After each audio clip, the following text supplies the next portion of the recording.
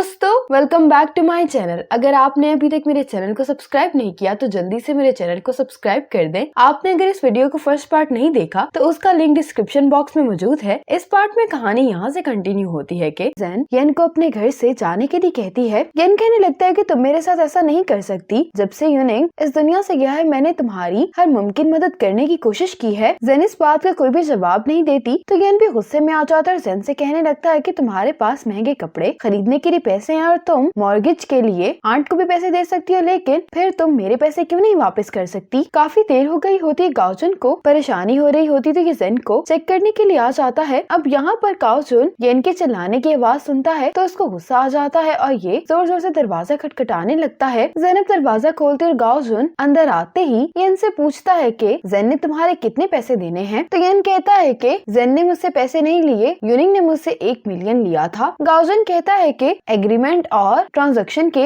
Records कहाँ पर हैं? येन कहने लगता है कि आखिर रिलेटिव्स को पैसे देते हुए एग्रीमेंट कौन साइन करता है और गाओजुन से कहता है कि मेरे पास सिर्फ चैट हिस्ट्री है। गाओजुन की चैट हिस्ट्री देखने ही वाला होता है, लेकिन येन इसको जल्दी से पकड़कर अपने बैग में डाल लेता है। येन जाते हुए जेन से कहता है कि हम लोग रिश्तेदार हैं, कहीं इस चक्कर में हम दुश्मन न बन जाएं। ये कहकर ये यहाँ से चला जाता है। जेन काफी इमोशनल हो गई होती है। ये गाओजुन से कहती है कि मुझे भूख लग रही है तो मैं कुछ खाने के लिए लेकर आती हूँ। जैसे ही जेन किचन में जा रही होती है तो जेन यहीं पर बेहोश होकर नीचे गिर जाती है। गाओजुन भी जेन को इस तरह से देखकर बहुत परेशान होता है। फौरन ही गाओजुन जेन को उठाकर नीचे ले आता है और जब गाओजुन जेन को कार में बिठाकर लेकर जा रहा होता है तो लू यांग भी इन दोनों को जाते हुए देख लेता है। अब सुवेन अपने एक्स बॉयफ्रेंड को कॉल कर रही होती है जो कि इसका क्लासमेट भी होता है। ये से पूछने लगता है कि आखिर तुम मुझे कॉल क्यों कर रही। तो सुवेन कहती है कि जेन की तबीयत खराब है तो क्या तुम मेरे लिए जेन को देखने जा सकते हो क्योंकि मैं शहर से बाहर हूँ। तो ये ऐसा करने के लिए मान जाता है। अब डॉक्टर गाओजुन को बता रही होती है कि काफी टाइम से जेन स्ट्रेस में है, इसी वजह से वो आज बेहोश हो गई। अब गाओजुन जेन के पास आकर बैठ जाता है। अब जेन को होश आ जाता है तो गाओजुन से पूछता है कि तुम कैसा महसूस कर रही हो। जेन गाओजुन के सवाल का जवाब नहीं देती और उठने लगती है। तो गाओजुन कहता है कि तुम क्या कर रही हो। तो जेन कहती है कि मैं घर जा रही हूँ। गाओजुन कहता है कि कुछ भी हो तुम इस ड्रिप को खत्म किए बगैर कहीं पर भी नहीं जा सकती। गाओजुन जेन से माफी मांगता है तो जेन कहती है कि तुम्हें मुझसे माफी मांगने की कोई जरूरत नहीं है। जेन गाओजुन से पूछती है कि आखिर तुम मेरी मदद क्यों कर रहे हो। गाओजुन कहते हैं कि मैंने तुम्हें बताया तो था कि सुवेन और शाओवेन के फेवर्स को रिटर्न करने के लिए मैं तुम्हारी मदद कर रहा हूँ। जेन ये जवाब सुनकर गाओजुन को देखने लगती है तो गाओजुन कहता है कि क्या तुम ये सोच रही हो कि मैं अभी भी तुम्हें पसंद करता हूँ। जेन कहती है कि हाँ। गाओजुन कहता है कि मैं तुम्हें पास्ट में जरूर पसंद करता था, लेकिन अब मेरे दिल में तुम्हारे लिए कोई फीलिंग्स नहीं है। लेकिन मेरा ओपिनियन तुम्हारे बारे में कॉम्प्लिकेटेड और कंफ्यूज जरूर है, लेकिन इसका प्यार से कोई भी लेना देना नहीं है। शायद तुम मुझे मेरे पास्ट की याद दिलाती हो, इसीलिए मेरी फीलिंग्स तुम्हें लेकर कंफ्यूज्ड हैं। जेन कहती कि इसी वजह से तुम बदले में कुछ भी एक्सपेक्ट किए बगैर मेरी मदद कर रहे हो। गाओजुन कहता है कि मैं अब तुम्हें सिर्फ अपनी पुरानी क्लासमेट की तरह ही ट्रीट कर रहा हूँ। जेन कहने लगती है कि जब भी आपको इतना अच्छे से ट्रीट किया जाता है तो सच में आपको बहुत अच्छा लगता है। अब गाओजुन बाहर आकर बैठ जाता है। अब वेन यहाँ पर आ जाता है और जैसे ही गाओजुन वेन को देखता है तो ये जियो को कॉल करके कहता है कि वेन यहाँ पर आ गया है, इसलिए इसको फौरन यहाँ से भेजने का कोई इंतजाम करो। अब वेन जेन से मिलने के लिए आ जाता है तो जेन से पूछते कि तुम यहाँ पर क्या कर रहे हो। तो ये बताने लगता है कि सुवेन तुम्हारी वजह से परेशान थी, इसलिए मैं तुमसे मिलने के लिए आया हूँ। ये जेन से पूछता है कि सुवेन बता रही थी कि गाओजुन तुम्हारे साथ है तो वो यहाँ पर दिखाई क्यों नहीं दे रहा। तो जेन कहती है कि वो कुछ देर के लिए बाहर गया है। वेन कहने लगता है कि अभी कॉरिडोर में मुझे ऐसे ही लगा जैसे गाओजुन बैठा है, लेकिन मैंने गलती से किसी और आदमी को ही बुला लिया था। जेन इस बात पर मुस्कुराने लगती है। अब जियो गाओजुन से कॉल पर बात करते हुए कह रहा होता है कि मुझे तो इसको यहाँ से बाहर निकालने का कोई भी आइडिया नहीं आ रहा। तो गाओजुन इससे कहता है कि वेन अपनी वाइफ से बहुत डरता है। अब वेन की वाइफ को इसके हॉस्पिटल में खड़े हुए किसी नंबर से पिक्चर आती है, जिसको देखकर ये कहने लगती है कि मेरा हस्बैंड मुझे चीट कर रहा है। वेन जेन से पूछता है कि गाओजुन कहाँ पर गया था। तो जेन कहती है कि वो तो टॉयलेट गया था। ये घड़ी को देखकर कहने लगता है कि इसको गए हुए काफी टाइम हो गया है। जेन कहती है कि क्या मैं उसको कॉल करूं। तो वेन कहता है कि नहीं, मैं खुद ही जाकर चेक कर लेता हूँ। अब वेन की वाइफ भी यहाँ पर अपनी फ्रेंड्स के साथ आ चुकी होती है। वेन की वाइफ इसको कॉल करके पूछ रही होती है कि क्या तुम अपनी फ्रेंड के साथ हॉस्पिटल में ही हो। तो वेन कहता है कि हाँ। अब गाओजुन भी यहाँ पर खड़ा होकर वेन की वीडियो बना रहा होता है। अब जैसे ही वेन टॉयलेट से बाहर आता है तो इसकी वाइफ तेंग तेंग अपनी सभी फ्रेंड्स के साथ इसके पास आ जाती है और ये वेन से कहने लगती है कि तुमने मुझसे झूठ बोला है ना। और ये अपनी फ्रेंड्स को कहती है कि उस लड़की को तलाश करो। इसकी फ्रेंड्स भी फौरन ढूंढने के लिए चली जाती हैं। वेन अपनी वाइफ से कहने लगता है कि तुम हॉस्पिटल में सीन क्यों क्रिएट कर रही हो, इसलिए हम घर चलकर बात करते हैं। तो तंग तंग कहती है कि नहीं, हम घर नहीं जा रहे हैं। तो वैन कहते हैं कि तुमने ऐसा करने के लिए मुझे मजबूर कर दिया। ये अपनी वाइफ को उठाता है और फौरन यहाँ से चला जाता है। अब ये देखकर इसकी फ्रेंड्स भी इसके पीछे आ जाती हैं। अब वैन के यहाँ से जाने के बाद काजन भी जेन के पास आ जाता है। जेन से कहती है कि वैन कहाँ पर है, वो तुम्हें ढूंढने के लिए गया था। काजन कहता है कि मेरी उससे कॉरिडोर में बात हो गई है, उसे कोई जरूरी काम था इसलिए वो चला गया है। जेन काजन से कहती है कि अगर तुम भी बिजी हो तो तुम जा सकते हो। काजन कहता है कि तुम मेरी फिक्र नहीं करो, मैं बिजी नहीं हूँ। अब जेन की ट्रिप खत्म हो गई होती है और गाओजन जेन को यहाँ से लेकर चला जाता है। जैसे ये दोनों घर पहुँचते हैं तो गाओजन को सुवेन की कॉल आती है, जो जेन की तबीयत पूछने के बाद गाओजन को बताती है कि मैं यहाँ पर आ रही हूँ। गाओजन जैसे ये बात जेन को बताता है तो जेन इसे फोन लेकर कहने लगती है कि मैं ठीक हूँ, तुम्हें यहाँ पर आने की जरूरत नहीं है। सुवेन कहती है कि जो तुम्हारी हालत है तुम अकेले नहीं रह सकती हो, गाओजन से कहो कि वो थोड़ी देर तुम्हारे साथ ही रुके, उतनी देर में मैं भी तुम्हारे घर पे पहुँच जाऊंगी। जेन कहती है कि तुम्हें आने की जरूरत नहीं है, मेरे साथ गाओजन रुक जाएगा, वैसे भी वो आजकल फ्री है। ये कहकर जेन कॉल बंद कर देती है। इस बात पर तो सुवेन भी हैरान हो रही होती है। जेन अब गाओजन को इसका फोन वापस करती है और इसे कहने लगती है कि मुझे माफ करना, मैंने सुवेन को टालने के लिए तुम्हें एक्सक्यूज के तौर पर यूज किया है। असल में सुवेन ज्यादा स्ट्रेस नहीं ले सकती, उसकी तबीयत खराब हो जाती है और वैसे भी मैं आराम से अकेले रह सकती हूँ। लेकिन गाओजन कहता है कि मैं तुम्हारे लिविंग रूम में ही ठहर जाऊंगा। जेन कहती है कि मैं अकेले मैनेज कर लूंगी, वैसे भी आज सुबह तुम्हें यहाँ पर देखकर मेरे इन लॉज ने इतना हंगामा किया था और अगर उनको इस बारे में मालूम हो गया तो वो इसके भी गलत मतलब निकालते रहेंगे। जेन गाओजन के लिए दरवाजा खोलती है और कहने लगती है कि तुम वापस चले जाओ, अगर कोई भी मसला हुआ तो मैं तुम्हें कॉल कर दूंगी। गाओजन कहते हैं कि ठीक है, फिर तुम अच्छे से रेस्ट करो। ये जेन को गुड बाय कहकर यहाँ से चला जाता है। अब गाओजन जियो से मिलने के लिए आता है और ये जियो को बताता है कि जेन को फेक वॉच के बारे में मालूम हो गया है। जियो कहते हैं कि इतनी जल्दी? गाओजन कहता है कि जेन वो वॉच बेचने के लिए गई थी, इसीलिए उसको ये बात मालूम हो गई। जियो कहता है कि फिर इसका तो ये मतलब है कि उसके पास वाकई में पैसे नहीं है। गाओजन कहता है लेकिन वो भी इस बात पर यकीन करती है कि ये वॉच उसको यूनिंग ने दी थी। जियो कहता है कि तुम यही तो चाहते थे। अब जेन जब सोफे पर बैठी होती है तो इसकी नजर इन वॉच के बॉक्सेस पर पड़ती है। जेन इन बॉक्सेस को उठाकर अपने रूम में चली जाती है। गाओजन जियो से कहता है कि आखिर वो आदमी जो उस दिन जेन के घर में घुसा था, उसने अपने आप को छुपाने के लिए अम्ब्रेला का इस्तेमाल क्यों किया? आमतौर पर तो लोग कैप के जरिए अपने फेस को कवर करते हैं ना। जियो भी इस बारे में सोचने लगता है। अब जेन डोर लॉक करके जब अपने लिविंग रूम की लाइट बंद करके अपने रूम में जा रही होती है तो जेन को यहाँ पर किसी इंसान का साया दिखाई देता है। ये देखकर जेन डर जाती है और फौरन अपने रूम में आकर अपने रूम का दरवाजा भी लॉक कर लेती है। अब जेन जल्दी से गाओजन को कॉल करती है। जेन गाओजन को बताती है कि इस वक्त कोई मेरे घर पर है। गाओजन भी ये बात सुनकर हैरान हो जाता है। अब गाओजन और जियो कार में बैठ रहे होते हैं और गाओजन जेन से कह रहा होता है कि तुम डोर लॉक करके वहीं पर हो, मैं कुछ ही देर में वहाँ पर पहुँच रहा हूँ। जेन अभी भी गाओजन से ही बात कर रही होती है। जेन गाओजन को बताती है कि कोई दरवाजा खोलने की कोशिश कर रहा है, मैं भी देखना चाहती हूँ कि आखिर ये कौन है। लेकिन गाओजन इससे कहता है कि तुम दरवाजा मत खोलना। लेकिन जेन दरवाजा खोलकर बाहर आ जाती है। अब जेन अपने घर का मेन दरवाजा खोलकर भी बाहर देखने लगती है। इसको बाहर कोई भी नजर नहीं आता और इतने में यहाँ पर गाओजन आ जाता है। जेन गाओजन को बताती है कि जो कोई भी था वो यहाँ से जा चुका है। गाओजन कहता है कि मैंने भी एक आदमी को बेसमेंट से जाते हुए देखा है और ये वही आदमी था जो पहले भी तुम्हारे घर में आया था। जेन भी ये सुनकर हैरान हो रही होती है। गाओजन जेन से कहता है कि जो कोई भी है वो 2 दफा तुम्हारे घर में आ चुका है लेकिन कुछ भी नहीं लेकर गया। इसका साफ मतलब ये है कि वो पैसों के बजाय कोई और चीज तुम्हारे घर से तलाश करने की कोशिश कर रहा है। जेन कहती है कि आखिर वो क्या चीज हो सकती है। गाओजन कहता है कि कोई तो ऐसी चीज है तुम्हारे घर में जो उसको चाहिए, जिसकी वजह से उसको बार बार तुम्हारे घर में आना पड़ रहा है। गाओजन जेन से पूछता है कि क्या यूनिंग तुम्हारे पास कोई स्पेशल चीज छोड़कर गया है। जेन कहती है कि नहीं। गाओजन जेन से कहता है कि मैंने तुम्हारे लॉक को भी चेक किया है, ये काफी अच्छा है, कोई प्रोफेशनल भी इसको चाबी के बगैर अनलॉक नहीं कर सकता। लेकिन एक बात तो साफ जाहिर है कि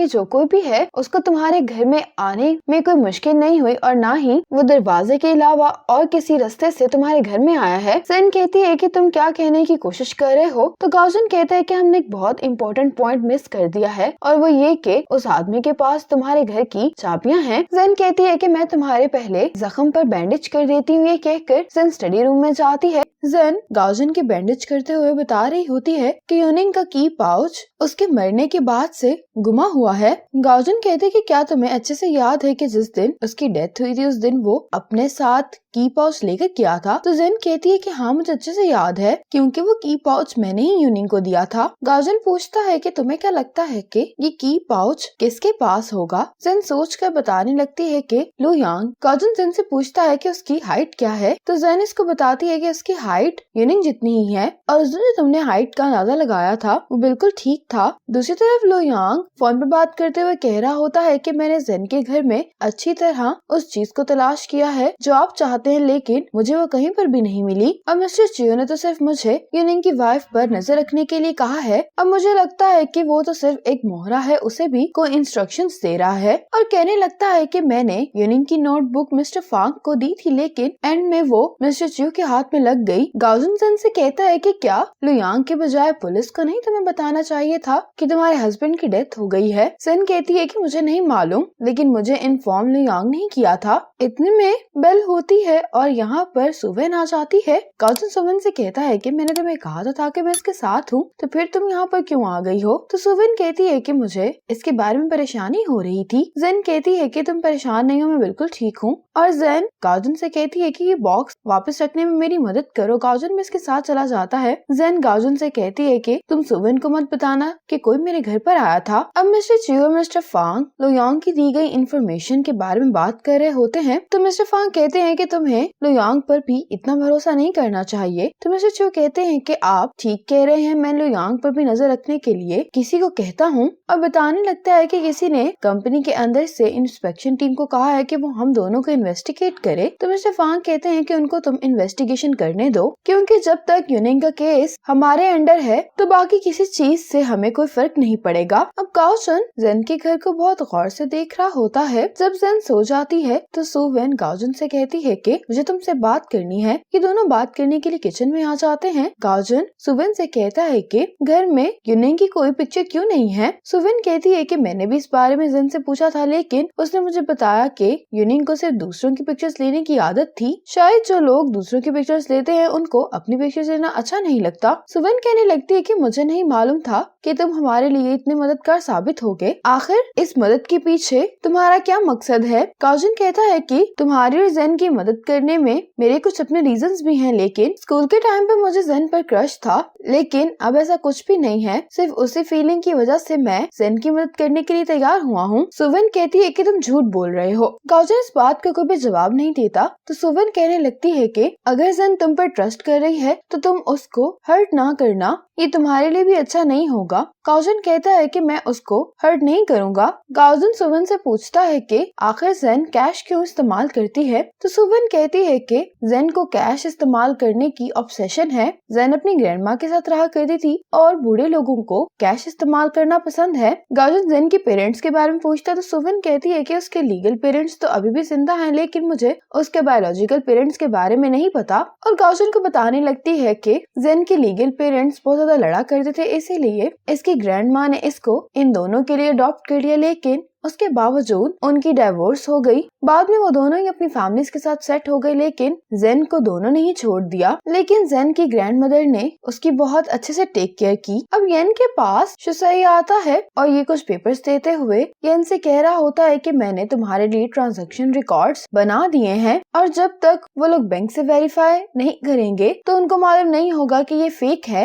येन कहता है कि क्या मैं इसके जरिए से जेन को बेवकूफ बना पाऊंगा। तो ये कहने लगता है कि ये तो तुम पर डिपेंड करता है, तुम इसके जरिए से जेन को ही बेवकूफ बना सकते हो, लेकिन कोर्ट को नहीं। अगली सुबह जेन की ज़बान खुलती है तो ये गाओजन से पूछती है कि तुम क्या कर रहे हो। गाओजन इसको बताता है कि उस आदमी के पास तुम्हारे घर की चाबी है, ये बहुत डेंजरस है, इसीलिए मैं तुम्हारे घर का लॉक चेंज करवा रहा हूँ। और गाओजन ने ये काम करवाने के लिए शाओची को ही बुलाया होता है। जेन ब्रेकफास्ट बनाने के लिए किचन में आ जाती है तो ये गाओजन से कहती है कि मैं तुम्हारी बहुत शुक्रगुजार हूँ कि तुमने मेरी इतनी मदद की है, लेकिन मैं इस बात से बिल्कुल भी खुश नहीं हूँ कि तुमने मुझसे बगैर बात किए मेरे घर का लॉक चेंज करवा दिया है। गाओजन ऐसा करने के लिए जेन से सॉरी करता है। जेन गाओजन से कहती है कि मैं अभी अपना लॉक चेंज नहीं करवाना चाहती। गाओजन कहता है कि तुम क्या करना चाह रही हो। तो जेन कहती है कि मैं अपने घर में सिक्योरिटी कैमरास लगवाना चाहती हूँ। अगर वो शख्स लोयांग हुआ या कोई और भी, तब भी हम उसको कैप्चर कर पाएंगे। गाओजन हैरान होते हुए कह रहा होता है कि तुम फिर उसको अपने घर में आने का मौका दोगी। तो जेन कहती है कि तुमने ही तो कहा था कि वो कोई ऐसी चीज तलाश कर रहा है जो उसके लिए बहुत अर्जेंट है, इसीलिए तो उसने 2 बार मेरे घर आने का रिस्क लिया है। गाओजन कहते कि क्या तुमने ये सोचा है कि हो सकता है कि वो कुछ तलाश करने के लिए नहीं आता हो, बल्कि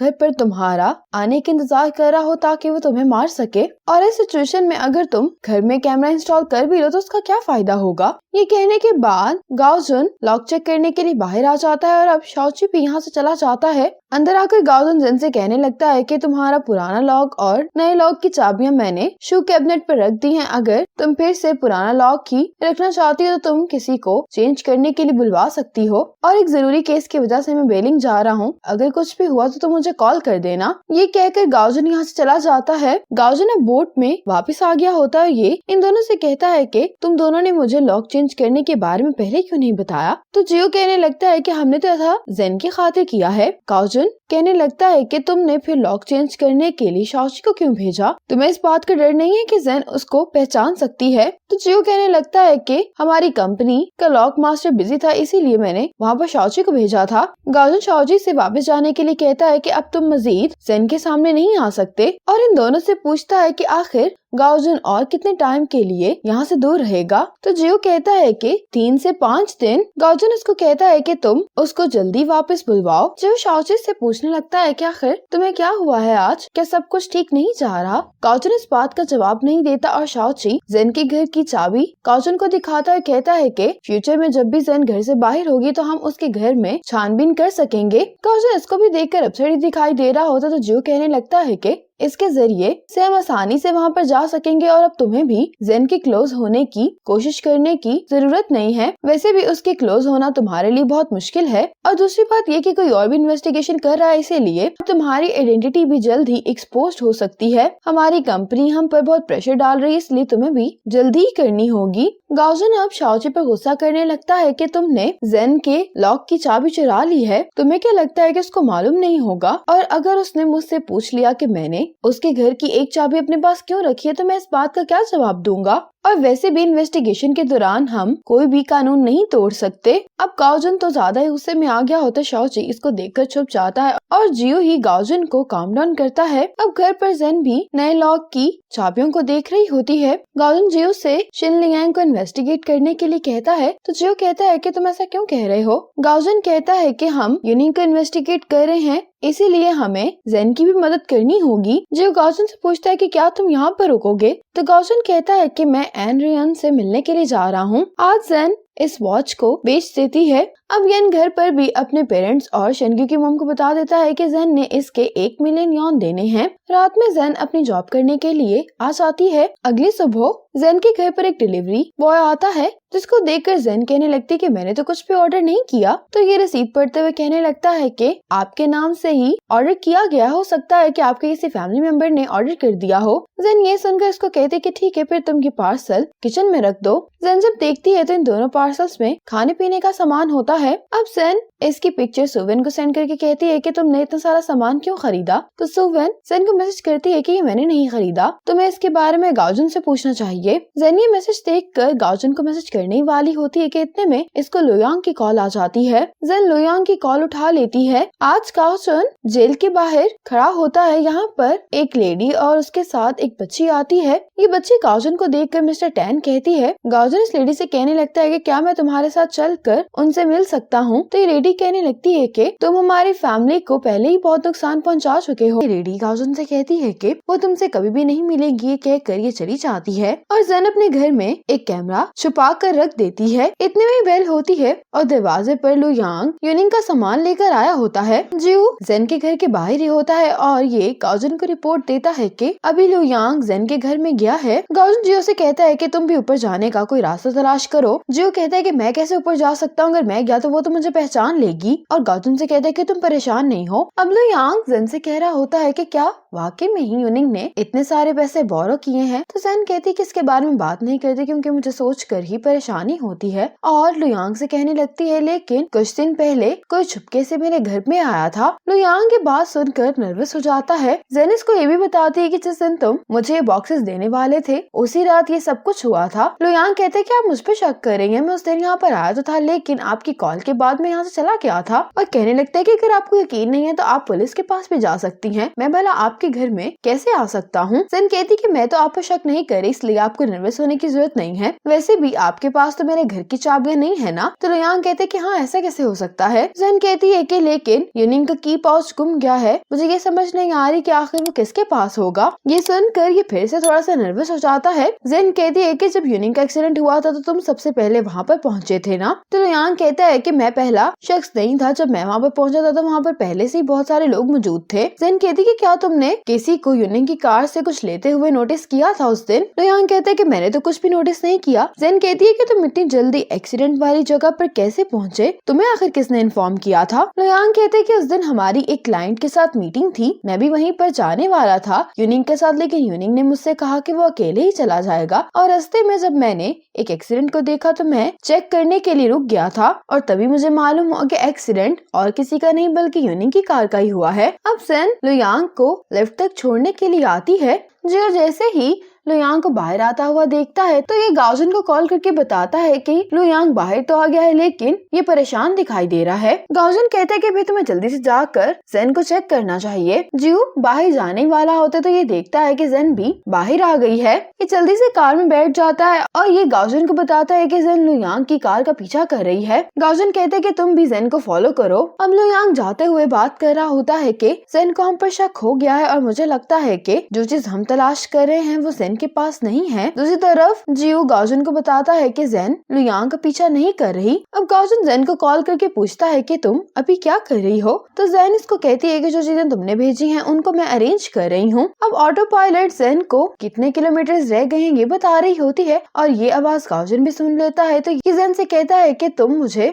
बताओ कि आखिर तुम कहाँ जा रही हो। जेन कहती है कि लुयांग अभी मेरे घर पर आया था और वो मुझसे यूनिंग की कार के बारे में पूछ रहा था। मुझे लगता है कि जो चीज लुयांग तलाश कर रहा है वो यूनिंग की कार में है, इसीलिए जहाँ पर यूनिंग की कार पार्क है मैं वहीं पर जा रही हूँ। कॉल बंद होते ही गाओजन भी अब अपनी कार स्टार्ट करके यहाँ से चला जाता है। जेन भी अब यूनिंग की कार को देखने के लिए आ गई होती है लेकिन यूनिंग की कार की हालत तो बहुत ज्यादा खराब होती है। जेन इस कार को देखने के बाद वापस अपनी कार में आकर बैठ जाती है और इतने में ही यहाँ पर गाओजन भी आ जाता है। गाओजन हॉर्न बजाता है और जेन अब गाओजन की कार में आकर बैठ जाती है। गाओजन इसे कहने लगता है कि तुम बगैर जाने कि लुयांग किस चीज की तलाश कर रहा है तुमने उसका पीछा करना शुरू कर दिया, क्या तुम नहीं जानती कि कितना डेंजरस हो सकता है। जेन कहती कि कम से कम मुझे ये बात तो मालूम है ना कि वो कुछ तलाश कर रहा है, मुझे मालूम हो जाएगा अगर मैं भी तलाश करने की कोशिश करूंगी। गाओजन कहता है कि क्या फिर तुम्हें कुछ मिला। जेन कहती है कि गाड़ी की हालत बहुत खराब है इसलिए मुझे नहीं मालूम कि मैं कहां से शुरू करूं। गाओजन कहता है कि फिर तुम यहाँ पर किस चीज का इंतजार कर रही हो। जेन कहती है कि लुयांग ने बगैर किसी वजह की मुझसे कार के बारे में नहीं पूछा था और अगर उसने मुझसे कार के बारे में पूछा है तो वो यहाँ पर जरूर आएगा, जब मैं उसको रंगे हाथों पकड़ लूंगी तब वो इस बात को मजीद डिनाई नहीं कर पाएगा। अब ये दोनों यहीं पर लुयांग का इंतजार करने लगते हैं। जेन गाओजन को देखकर कहती कि क्या तुम्हें ठंड लग रही है। तो गाओजन कहता है कि मैं तुम्हारी तरह का नहीं हूँ, मुझे ठंड लगती है, तुम तो कार का हीटर भी ऑन नहीं करने दे रही। जेन ये सुनकर अपनी जैकेट में से एक हीटिंग पैक निकाल कर गाओजन को दे देती है। गाओजन इस हीटिंग पैक को अपने कोट में रखने के बाद कहने लगता है कि क्या तुम्हारे पास और है। तो जेन इसको और हीटिंग पैक दे देती है, कहने लगती है कि जब ये खत्म हो जाएंगे तो मैं अपनी कार से और ले आऊंगी क्योंकि मेरी कार में बहुत सारे पड़े हुए हैं। गाओजन जेन से कहते हैं कि तुम लुयांग के आने का इंतजार करो, मैं थोड़ा सा नैप ले रहा हूँ, अगर कुछ भी हुआ तो मुझे जगा देना। अब जेन को इंतजार करते हुए रात हो चुकी होती है। ये हीटिंग पैक्स भी काम करना बंद कर चुके होते हैं। जेन और लेने के लिए जब अपनी कार में जाती है तो ये देखती है कि लुयांग यहाँ पर आ गया है। जेन जैसे ही उसकी कार को देखती है तो ये अब लुयांग का पीछा करते हुए इन्हीं कार्स के पास आ जाती है। जेन देखती है कि यहाँ पर पर एक आदमी लुयांग को मार कर चला गया है। जेन तो ये देखने के लिए आगे जा रही होती है, लेकिन इतने में ही गाओजन आकर इसको पीछे कर लेता है। जेन इसको दूसरे आदमी को बताती तो गाओजन कहता है कि तुम यहीं पर रुको, मैं वहाँ पर देख कर आता हूँ। गाओजन अब लुयांग को चेक करने के लिए आता है। ये लुयांग को चेक करके जेन के पास वापस आ जाता है और ये बताता है कि लुयांग को सर पर गहरी चोट लगी है, लेकिन वो अभी भी जिंदा है। जेन कहती है कि हमें एम्बुलेंस को कॉल करनी होगी, लेकिन गाओजन इसको कहता है कि तुम अभी पुलिस को कुछ नहीं बता सकती। जेन कहती है कि तुम ऐसा क्यों कह रहे हो। गाओजन कहता है कि तुम मेरे साथ आओ, मैं तुम्हें बाद में ये सब कुछ एक्सप्लेन करता हूँ। गाओजन इसको लेकर जाने लगता है, लेकिन जेन कहती है कि अगर हम यहाँ से भी चले गए तो लुयांग मर जाएगा। गाओजन कहते हैं कि अगर तुम अभी पुलिस को कॉल करती हो तो तुम पुलिस को क्या बताओगी कि तुम यहाँ पर क्या कर रही हो। जेन कहती है कि जो भी होगा मैं पुलिस को एक्सप्लेन कर दूंगी। तो गाओजन कहते हैं कि पुलिस सबसे पहले हम दोनों पर ही शक करेगी, और अगर पुलिस तुम्हारी बात का यकीन कर भी ले तो तुम्हारे फ्रेंड्स तुम्हारे बारे में क्या सोचेंगे। तुम्हें यूनिंग की डेथ के बाद इस बात का अंदाजा तो हो ही क्या होगा कि गॉसिप्स कितनी जल्दी फैलते हैं। जेन को ये बात सुनकर अच्छा नहीं लगता। गाओजन अब इसको लेकर जाने लगता है, लेकिन जेन कहती है कि तुम जा सकते हो, मैं तो पुलिस को कॉल करूंगी और जब पुलिस आएगी तो मैं तुम्हारा नाम नहीं लूंगी। जेन अब ये कहकर पुलिस को कॉल करने लगती, लेकिन गाओजन इसका फोन पकड़कर कॉल बंद कर देता है। गाओजन सेन से कहते हैं कि तुम मेरा यहीं पर इंतजार करो। सेन कहती है कि अब तुम कहाँ पर जा रहे हो। गाओजन कहता है कि मैं उसी के फोन से पुलिस को कॉल करूंगा, और गाओजन पुलिस को कॉल करने के बाद गाओजन फोन पर से अपने फिंगरप्रिंट्स साफ करके फोन लुयांग के हाथ में ही पकड़ा देता है, और अब गाओजन जेन को यहाँ से लेकर भाग जाता है। और अब लुयांग हॉस्पिटल में आ चुका होता है, इसकी फैमिली को भी मालूम हो गया होता है। मिस्टर चू भी यहाँ पर मिलने के लिए आते हैं। पुलिस मिस्टर चू से पूछ रही होती है कि क्या कंपनी में कोई ऐसा शख्स है जिसका लुयांग से कोई झगड़ा चल रहा हो। मिस्टर चू कहते हैं कि मैंने तो कंपनी में कभी भी ऐसी कोई बात नहीं सुनी कि लुयांग का किसी के साथ झगड़ा हुआ हो। अब जेन घर पर आ चुकी होती है। ये गाओजन से कहती है कि काफी देर हो गई, इसलिए तुम्हें भी वापस चले जाना चाहिए। गाओजन कहता है कि लेकिन मैं आज रात तुम्हारे साथ ही रुकूंगा। जेन गाओजन से कहती है कि इसकी कोई जरूरत नहीं है, कहकर ये दरवाजा बंद करने लगती है, लेकिन गाओजन दरवाजा खोलते हुए कहता है कि लुयांग पे जिसने भी हमला किया है उसका ताल्लुक यूनिंग की डेथ से भी है, और अगर वो लुयांग पर अटैक कर सकता है तो तुम पर भी कर सकता है, और मैं तुम्हारी सेफ्टी के लिए यहाँ पर रुक रहा हूँ। जेन ये सुनने के बाद गाओजन से कुछ भी नहीं कहती। अब गाओजन घर के अंदर आ जाता है। जेन गाओजन से कहती है कि तुम स्टडी में आज रात रुक सकते हो। अब गाओजन स्टडी में जाने वाला होता है और जेन इसको गुड नाइट कहकर अपने रूम में चली जाती है। अब गाओजन स्टडी में आने के बाद अपनी टॉर्च की मदद से ही यहाँ पर पड़ी हुई चीजों को चेक कर रहा होता है। अब रात में जेन की आंख खुलती है। जेन को भूख लगी होती है, इसीलिए जेन किचन में आ जाती है, जबकि गाओजन स्टडी को अच्छे से चेक कर रहा होता है। ये जेन के शैडो को देखकर ड्रॉर को बंद कर देता है। अब जेन कैबिनेट से अपने खाने के लिए जो पैकेट निकालने वाली होती है, लेकिन वो ज्यादा ऊपर पड़ा होता है, इसलिए जेन उसको निकाल नहीं पा रही होती। इतने में ही गाओजन जेन को ये पैकेट निकाल कर दे देता है। जेन गाओजन से पूछती है कि क्या तुम भी कुछ खाना चाहोगे। तो गाओजन कहता है कि हाँ, और हम दोनों मिलकर कुक करते हैं। अब ये दोनों साथ में खाना बनाने लगते हैं। जेन गाओजन से कहती है कि मैंने लुयांग की चुपके से रिकॉर्डिंग भी की थी, क्या तुम वो देखना चाहोगे। गाओजन कहते हैं कि अभी काफी रात हो गई है तो हम कल देख लेंगे। अगली सुबह मिस्टर फांग को बताते हैं कि मैं हॉस्पिटल गया था, लुयांग का ऑपरेशन हो गया है, लेकिन उसको अभी तक होश नहीं आया। मिस्टर फांग कहते हैं कि आखिर ये लुयांग के साथ किसने किया है। तो मिस्टर चू कहते हैं कि अभी तक इस बारे में मुझे कुछ मालूम नहीं हुआ। मिस्टर फांग कहते हैं कि तुम्हें दो बातों का ध्यान रखना होगा। पहली ये कि लुयांग कहीं अपना मुंह ना खोल दे, और दूसरा तुम खुद यूनिंग की वाइफ जेन से मिलने के लिए जाओगे, ताकि मैं ये मालूम हो सके आखिर वो क्या करना चाहती है, और जो लॉयर जेन की मदद कर रहा है तुम उसके भी बैकग्राउंड के बारे में पता करवाओ। अब जेन लुयांग और अपनी कन्वर्सेशन की रिकॉर्डिंग देखते हुए पेपर पर कुछ नोट डाउन कर रही होती है। इतने में ही गाओजन भी आकर यही वीडियो देखने लगता है। गाओजन से पूछता है कि आखिर तुम पेपर पर क्या लिख रही हो। तो जेन कहती है कि जो बातें मुझे अजीब लिख रही हैं, मैं उन बातों को नोट डाउन कर रही हूँ। गाओजन ऐसे ही ये रिकॉर्डिंग देखने लगता है। जेन को गाओजन को अपने क्लोज देखकर अच्छा नहीं लगता, इसलिए कहती है कि हम इसको टीवी से कनेक्ट करके देख लेते हैं। अब ये दोनों मिलकर इस रिकॉर्डिंग को टीवी पर देखने लगते हैं। गाओजन जेन से पूछता है कि क्या तुमने यूनिंग की कार का डैश कैम चेक किया। तो जेन कहती है कि यही बात बहुत अजीब है, क्योंकि यूनिंग का फोन और डैश कैम एक्सीडेंट की वजह से बहुत बुरी तरह डैमेज हो चुके थे कि उनको रिपेयर भी नहीं करवाया जा सकता। ये कोई कोइंसिडेंस तो नहीं हो सकता। गाओजन कहता है कि जितनी बुरी तरह एक्सीडेंट हुआ था तो ऐसा होना मुमकिन भी है। जेन कहती है फिर आखिर लुयांग मेरे घर में क्या तलाश कर रहा है। जेन कहती है कि यूनिंग का एक्सीडेंट भी खुद करवाया गया है, क्योंकि मुझे यूनिंग का एक्सीडेंट बहुत अजीब सा लगता है। यूनिंग की डेथ के बाद मैंने भी उसी रूट पर एक्सपेरिमेंट किया था, उसी जगह पर जहाँ पर यूनिंग का एक्सीडेंट हुआ था। गाओजन कहता है कि तुम एक्सपेरिमेंट कर रही थी अपने आप को मारने की कोशिश। जेन इस बात का कोई भी जवाब नहीं देती। गाओजन कहता है कि पुलिस ने क्या कहा, क्या यूनिंग की कार की ब्रेक्स में कोई मसला था। जेन कहती है कि पुलिस ऐसा कुछ भी नहीं कहा, ऐसा मुझे लगता है। गाओजन कहता है कि तुम कुछ ज्यादा ही सोच रही हो, अगर ऐसी कोई बात होती तो पुलिस उसको इतनी आसानी से इग्नोर नहीं करती और हमें चलकर यूनिंग की कार को देखना चाहिए कि हम उसमें से कुछ तलाश कर पाते हैं या नहीं। अब यूनिंग के पेरेंट्स के साथ शेंग्यू की मॉम और येन भी यहाँ पर आ चुके होते हैं। शेंग्यू की मॉम इन सबसे कहती है कि अगर जेन ने आज हमें पैसे नहीं दिए तो हम जेन की वीडियो इंटरनेट पर पोस्ट कर देंगे। अब दरवाजा नॉक होता है तो जेन डोर होल पर देखने के लिए जाती, लेकिन इसको कुछ भी दिखाई नहीं दे रहा होता।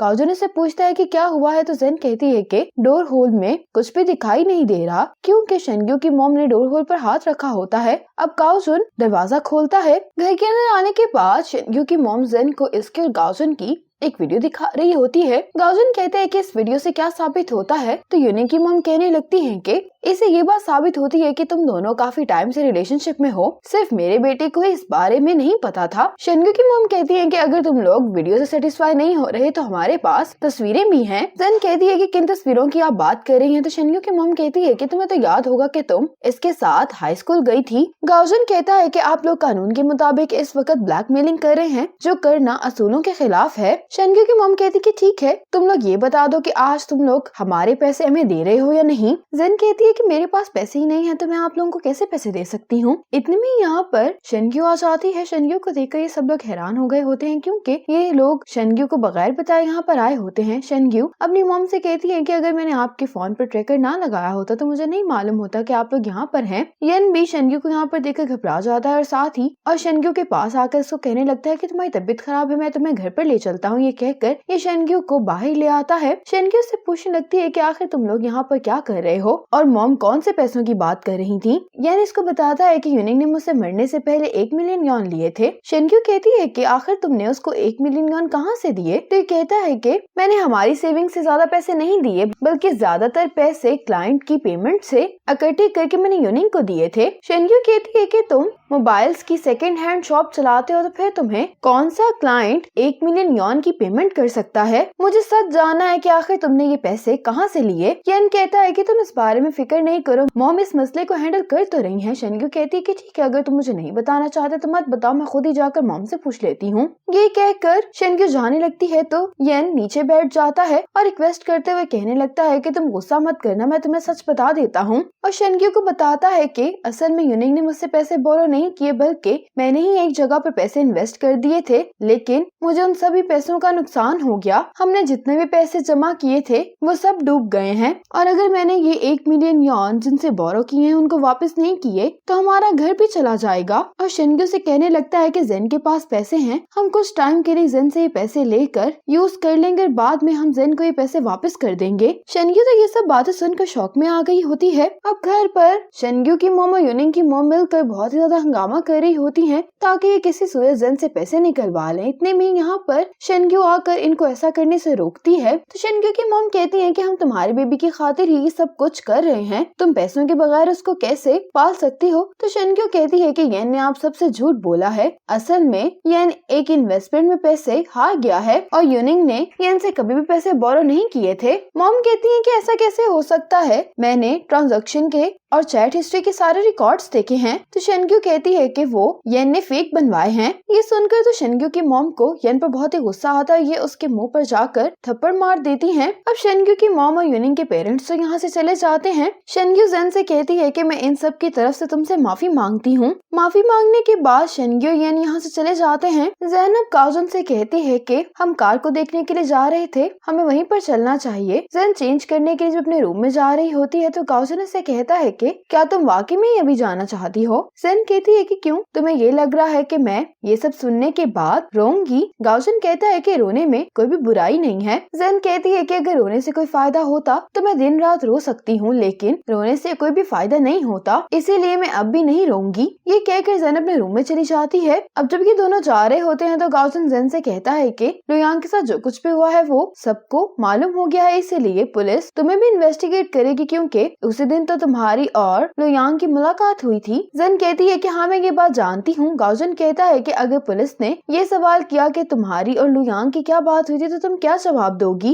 जेन कहती है कि मैं पुलिस से ये कहूंगी कि हम ऐसे ही कैजुअली बात कर रहे थे। गाओजन कहता है कि अगर पुलिस ने तुमसे ये पूछा कि तुम कल सारा वक्त कहाँ थी तो तुम क्या कहोगी? जेन कहती है कि मैं ये कह दूंगी कि मैं सारा टाइम तुम्हारे साथ थी। गाओजन कहता है कि अगर तुम ये कहोगी तो पुलिस ये इन्फॉर्मेशन मेरे से भी वेरीफाई करेगी और फिर उनको मालूम हो जाएगा कि कल मैं कहाँ पर गया था, इसीलिए बेहतर है कि तुम मेरा नाम मत लो। जेन कहती है कि मुझे माफ करना, मेरी वजह से तुम भी मुश्किल में पड़ गए हो। अब येन काफी परेशान बैठा होता है। इसके पास शसाई आता है जो इससे कहने लगता है कि क्या तुम्हारा प्लान काम नहीं किया? तो येन कहता है कि नहीं। तो ये कहने लगता है कि अब मैं इसको हैंडल करता हूँ। आज रेस्टोरेंट में मैनेजर सभी वर्कर्स को डांस करवा रहा होता है, लेकिन जेन तो इस डांस को बिल्कुल भी सही से नहीं कर रही होती। अब मैनेजर सभी वर्कर्स से कहता है कि आप सब लोग अपने काम पर जा सकते हैं, लेकिन मिस मेंग और जेन यहीं पर रुकेंगी। मैनेजर जेन से कहता है कि अब तुम इस रेस्टोरेंट की परमानेंट स्टाफ बन चुकी हो, इसीलिए तुम्हें भी हर चीज को फॉलो करना होगा। मिस मेंग अब जेन को डांस स्टेप सिखाने लगती है, लेकिन जेन से अभी भी सही से डांस नहीं हो रहा होता। अब गाओजन उसी बच्ची के स्कूल आ रहा होता है तो ये देखता है कि यहाँ पर एक बच्चे के पेरेंट्स यी की मॉम के साथ झगड़ा कर रहे होते हैं कि आपकी बेटी ने हमारे बेटे को मारा है। यी की मॉम इससे माफी मांगने के लिए कह रही होती है तो यी कहती है कि मैं माफी नहीं मांगूंगी क्योंकि मैंने कुछ भी गलत नहीं किया है। लेकिन यी की मॉम इसको मारने लगती है कि तुम मेरी बात क्यों नहीं मान रही हो। लेकिन इतने में गाओजन आकर यी की मॉम को ऐसा करने से रोक देता है। गाओजन इस बच्चे के डैड से कहता है कि हम लोग साइड में चलकर बात कर लेते हैं। अब गाओजन इस आदमी के साथ चला जाता है। अब जब ये दोनों रूम से बाहर आते हैं तो ये आदमी भीगा हुआ होता है, जिसको देखकर इसकी वाइफ कहने लगती है कि तुम्हें क्या हो गया है। तो ये कहने लगता है कि कुछ नहीं, और कहने लगता है कि हमें अपने बेटे से जाकर कहना चाहिए कि उसको माफी मांगनी है। अब ये आदमी अपने बेटे से यी को सॉरी करने के लिए कहता है, और जब इनका बेटा सॉरी कर देता है तो ये अपने बेटे को लेकर यहाँ से चला जाता है। अब गाओजन यी को देखकर गिफ्ट की तरफ इशारा कर रहा होता है। यी तो ये गिफ्ट देखकर बहुत ज्यादा खुश होती है, लेकिन इसकी मॉम यी को ये गिफ्ट एक्सेप्ट नहीं करने देती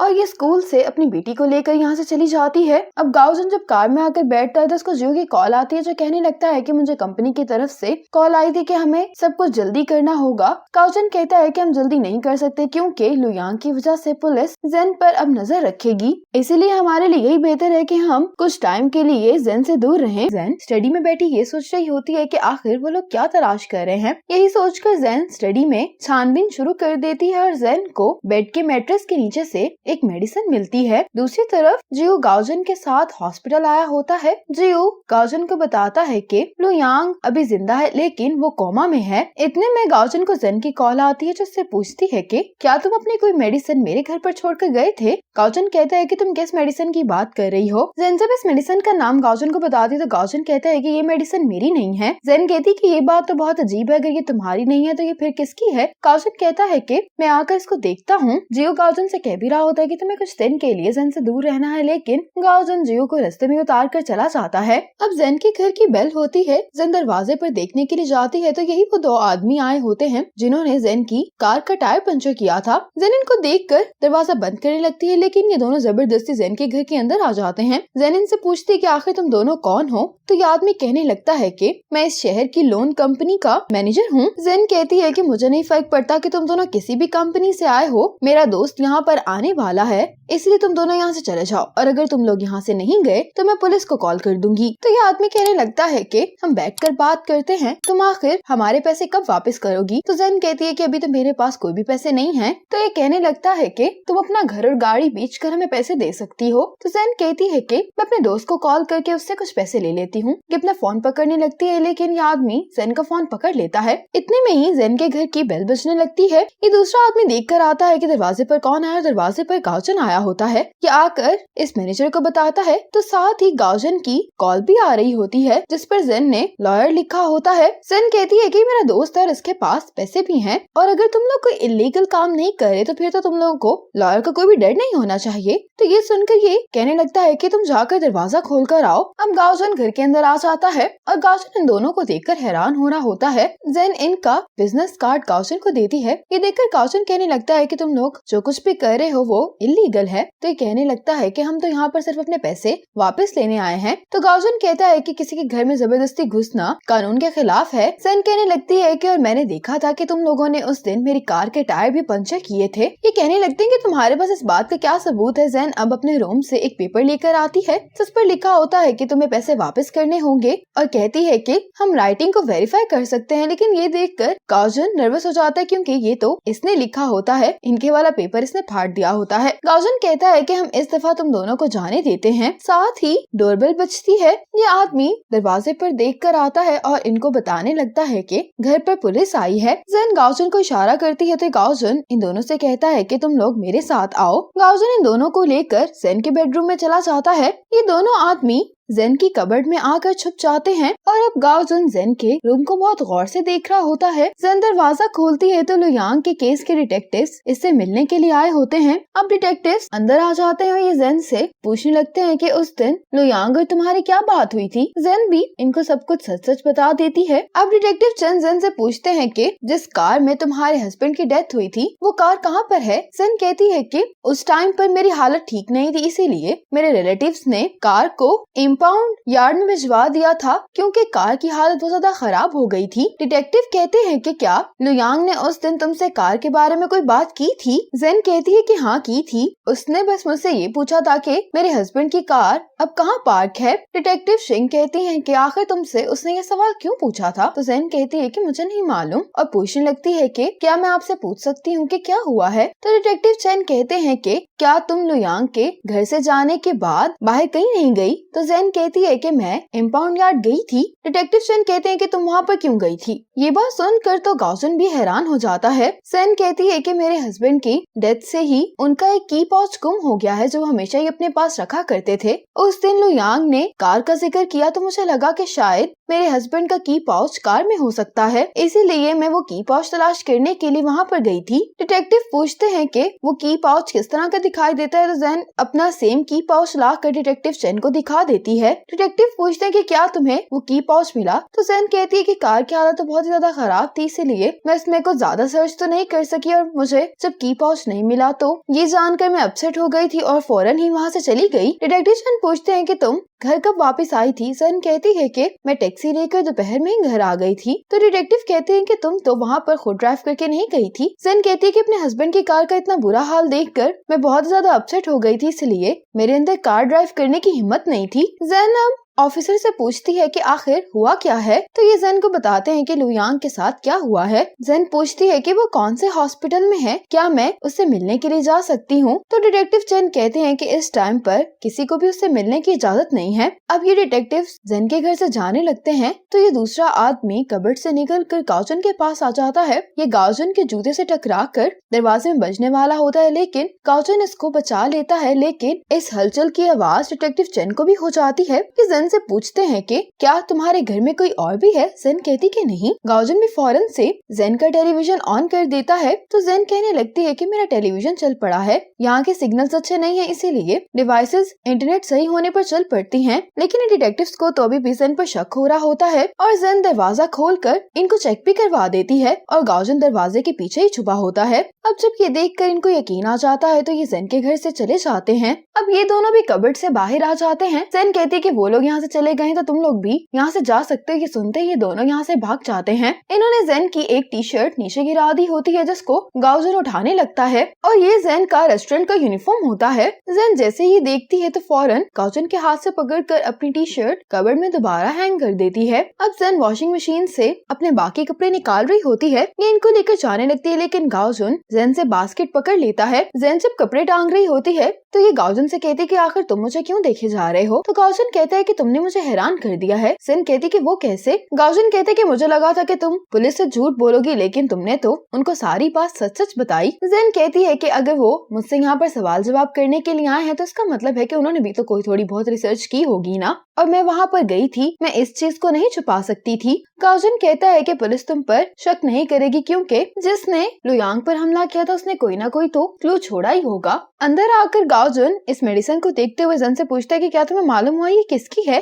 तो जेन कहती कि नहीं। गाओजन कहता है कि तुम्हारी स्टडी में अभी रिसेंटली कौन कौन रुका था? जेन कहती है कि तुम और सुवेन। गाओजन कहता है कि क्या ये फिर सुवेन की है? जेन कहती है कि सुवेन को डायबिटीज नहीं है। गाओजन कहते हैं कि क्यों ना तुम कॉल करके उससे ये बात कंफर्म कर लो। अब जेन सुवेन को कॉल करके उससे ये बात पूछती है तो सुवेन कहती है कि मैं तो बिल्कुल ठीक हूँ, इसलिए मैं भला ये मेडिसिन क्यों लूंगी। कॉल के बाद जेन गाओजन से कहती है कि ये मेडिसिन सुवेन की नहीं है और सुवेन मुझसे झूठ नहीं बोलती। गाओजन जेन से कहता है कि क्या कहीं यूनिंग को तो ये प्रॉब्लम नहीं थी। दूसरी तरफ मिस्टर शू सभी को इन्फॉर्म करते हैं कि मुझे अभी कंपनी से मेल आई है कि हम अभी ये इंस्पेक्शन रोक देंगे क्योंकि हमें एक नया टास्क मिला है और वो ये है कि हमें एनही ट्रेवल्स और जिनशिंग कैपिटल के दरमियान जो कंपनी के अंदर ही डील्स हुई हैं उनको इन्वेस्टिगेट करना है। ये बात सुनकर तो सुवेन काफी ज्यादा हैरान हो रही होती है और अब मिस्टर फांग किसी पर फोन से एनही ट्रेवल के बारे में ही बात कर रहे होते हैं। अब वेन भी बैठकर न्यूज देख रहा होता है जिसमें मिस्टर च्यू से सवाल पूछे जा रहे होते हैं कि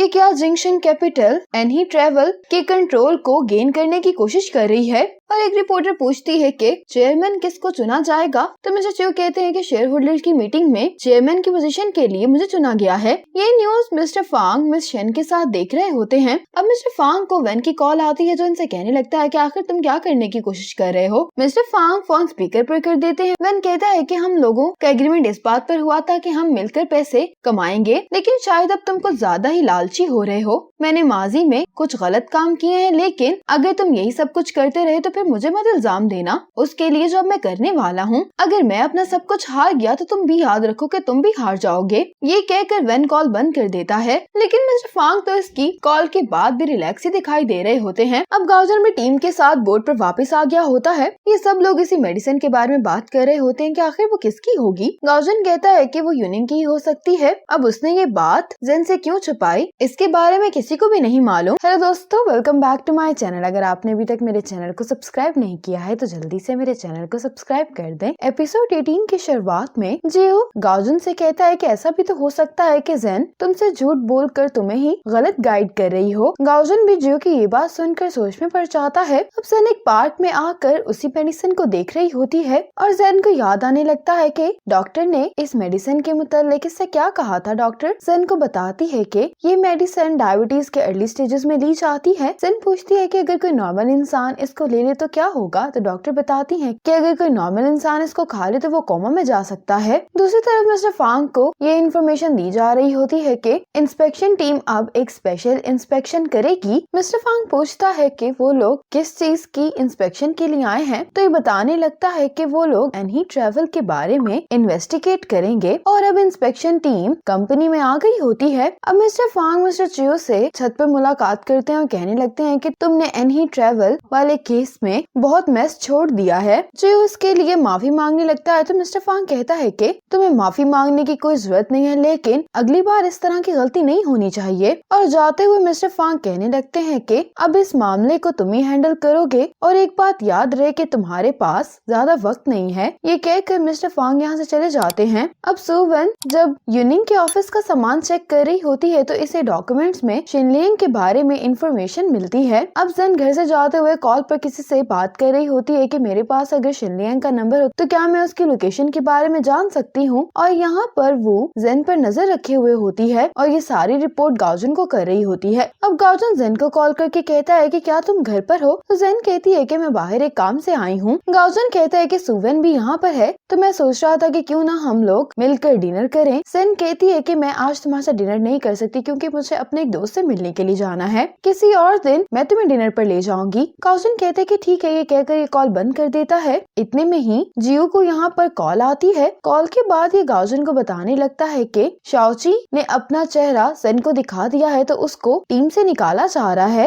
लेकिन हम जेन के बारे में क्या करें, वो तो हमसे झूठ पर झूठ बोले जा रही है। गाओजन कहते कि तुम फिक्र नहीं करो, इस मामले को मैं खुद ही हैंडल कर लूंगा। क्या तुमने रेस्टोरेंट के बारे में पता लगवा लिया है? तो जियो कहते हैं कि हाँ, वो जेन के घर के करीब ही है। रात में गाओजन जेन जिस रेस्टोरेंट में काम करती होती है उसी रेस्टोरेंट में आ जाता है। ये सभी वर्कर्स के यूनिफॉर्म को बहुत गौर से देख रहा होता है और यहाँ पर तो किसी ने भी व्हाइट शर्ट नहीं पहनी होती। अब गाओजन वॉशरूम में जब हाथ धो रहा होता है तो यहाँ पर मिस मैंग आती है। गाओजन मिस मैंग के यूनिफॉर्म को बहुत गौर से देख रहा होता है और ये देखते ही समझ जाता है कि सेम यूनिफॉर्म तो जेन के पास भी था। अब गाओजन मिस मैंग का पीछा करते हुए किचन तक आ जाता है और ये यहाँ पर जेन को काम करते हुए देखता है। जेन को इतनी मेहनत वाला काम करते हुए देखकर गाओजन को बिल्कुल भी अच्छा नहीं लगता। अब गाओजन गाड़ी में बैठकर जेन का रेस्टोरेंट के बाहर इंतजार करने लगता है। अब जैसे ही जेन रेस्टोरेंट से वापस घर जा रही होती है तो साथ में इसका एक शेफ कुलीग भी जा रहा होता है जो जेन को राइड देने के लिए कह रहा होता है, लेकिन जेन इसको इनकार कर देती है।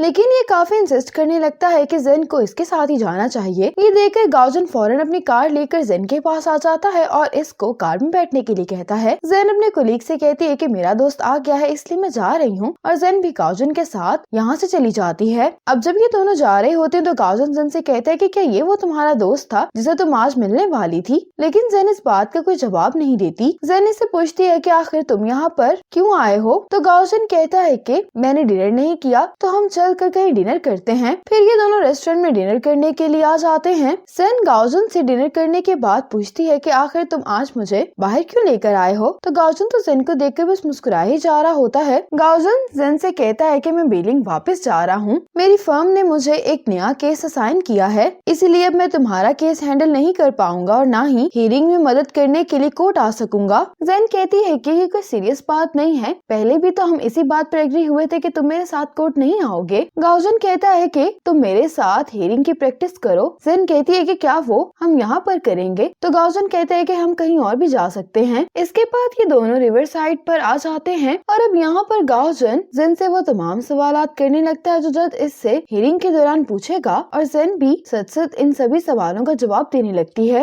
अब गाओजन जेन से पूछता है कि क्या तुम्हें वाकई में ही अपने हस्बैंड के लोन के बारे में कुछ नहीं मालूम था? तो जेन कहती है कि नहीं। गाओजन इससे बहुत ही हार्श सवाल कर रहा होता है जिनको सुनने के बाद जेन कहती है कि इन सब सवालात की प्रैक्टिस करने की मुझे जरूरत नहीं है, वो जो भी मुझसे पूछेंगे मैं उसका सच सच जवाब दे दूंगी। मैं उनको बता दूंगी कि मेरे हस्बैंड का अफेयर था और मेरे हस्बैंड ने मेरे आईडी कार्ड का गलत इस्तेमाल किया और उसने मुझे कभी भी कोई एक्सपेंसिव गिफ्ट नहीं दिया, यहाँ तक कि मेरी बर्थडे पर भी उसने मुझे एक फेक वॉच गिफ्ट की। ये सुनकर जेन साइड में जाने लगती है तो गाओजन इससे पूछता है कि मुझे यकीन है कि तुम जानती हो कि यूनिंग ने पैसे कहाँ पर छुपाए हैं। जेन कहती है कि मुझे नहीं मालूम। गाओजन जेन के पास आते हुए कहने लगता है कि क्या तुम्हारे पास यूनिंग कोई भी जरूरी चीज नहीं छोड़कर गया? जेन कहती है कि तुम किस चीज की बात कर रहे हो? गाओजन कहता है कि कोई यूएसबी या कोई हार्ड डिस्क। गाओजन कहते हैं कि अगर तुम्हारी जिंदगी इतनी अच्छी चल रही है तो फिर तुमने मुझे सच क्यों नहीं बताया कि तुम एक रेस्टोरेंट में डिश वॉशर का काम कर रही हो? जेन कहती है कि मैंने कोई जुर्म नहीं किया, मैं अपनी मेहनत से अपना पेट भर रही हूँ। गाओजन कहता है कि अगर तुम सिर्फ अपना पेट ही भरना चाहती हो तो तुम्हें इतनी मुश्किल जॉब करने की कोई जरूरत नहीं है। अब गाओजन को याद आता है कि जियो ने इसको एडवाइस दी होती है कि तुम्हें जेन से सच निकलवाने के लिए उसके साथ थोड़ा सा हार्श सलूक करना होगा। गाओजन जेन से कहता है कि मैं तुम्हें घर गाड़ी देने को तैयार हूँ और वो तुम्हारे नाम पर भी नहीं होंगी और मैं तुम्हें हर महीने 20,000 युआन पैसे भी दूंगा और जब मैं इस शहर में होऊंगा तो तुम मुझे कंपनी दे सकती हो और जब मैं यहाँ पर नहीं होऊंगा तो तुम जो मर्जी चाहे वो कर सकती हो और जब फ्यूचर में मेरी गर्लफ्रेंड होगी या मेरी शादी हो जाएगी तो हमारा ये रिलेशनशिप खत्म हो जाएगा, लेकिन उसके बावजूद भी तुम्हें घर और कार मिलेंगे। जेन को गाओजन की बातें सुनकर बहुत दुख होता है। इससे पूछती है कि आखिर तुम मुझे समझते क्या हो? गाओजन कहता है कि तुम मेरी लवर हो। गाओजन कहते हैं कि अगर तुम उनको पैसे वापस ना दे सकी और ना ही तुम कोर्ट को अपनी मासूमियत का कोई सबूत दे सकी तो जो जिंदगी मैं तुम्हें ऑफर कर रहा हूँ वो तुम्हारे लिए बेस्ट चॉइस होगी। जेन कहती है कि आखिर तुम मुझे इस तरह से बेइज्जत क्यों कर रहे हो? गाओजन कहते हैं कि मैं तो उन मसलों को पॉइंट आउट कर रहा हूँ जिनको तुम फेस कर रही हो। गाओजन से कहने लगता है कि तुम्हें क्या लगता है कि मैं तुम्हारी मदद इसलिए कर रहा हूँ क्योंकि मुझे तुमसे कोई फेवर चाहिए? मैं ऐसा इसलिए कर रहा हूँ क्योंकि मैं तुम्हें पसंद करता हूँ। जेन कहती है कि क्या तुम मुझे पसंद करते हो? तो गाओजुन कहता है कि हाँ। ये कहकर गाओजुन जेन को किस करने लगता है, लेकिन जेन इसको पीछे धक्का देती है और कहने लगती है कि तुम क्या कर रहे हो। गाओजुन कहता है कि जो अभी मैंने तुम्हें ऑफर दी है, तुम सिर्फ उसी की सूरत इस मेस से बाहर आ सकती हो। तुम्हें उस रेस्टोरेंट में काम करने की कोई भी जरूरत नहीं है। जेन को गाओजुन की बातें सुनकर गुस्सा आ जाता है। ये गाओजुन के चेहरे पर थप्पड़ मार देती है। जेन गाओजुन से कहती है कि तुम्हें इस तरह से मेरी बेइज्जती करने का कोई हक नहीं है, सिर्फ इस वजह से कि तुम मुझे पसंद करते हो। मैं नहीं जानती कि आखिर तुम एक मॉन्स्टर की तरह बर्ताव क्यों कर रहे हो, लेकिन मैं एक इंसान हूँ। मैं तुमसे यही चाहती हूँ कि तुम भी मुझे इंसानों की तरह ट्रीट करो। गाओजुन कहता है कि अगर तुम इंसानों की तरह रहना ही चाहती हो तो फिर तुम्हें एक नजर अपनी तरफ भी देखना चाहिए। जेन चिल्लाते हुए कहती है कि मैं बहुत खुश हूँ, मैं ऐसे ही जीना चाहती हूँ, इसमें क्या गलत है। ये कहते हुए जेन साइड पर आ जाती है और कहने लगती है कि मैं मेहनत से पैसे कमा लूंगी। ये कहते हुए जेन रोने लगती है और अब ये गाओजुन से पूछने लगती है कि आखिर तुम्हें क्या हुआ है और तुम असल में चाहते क्या हो। गाओजुन कहता है कि मैं तुम्हें बता चुका हूँ कि मैं तुम्हें पसंद करता हूँ। इसके बाद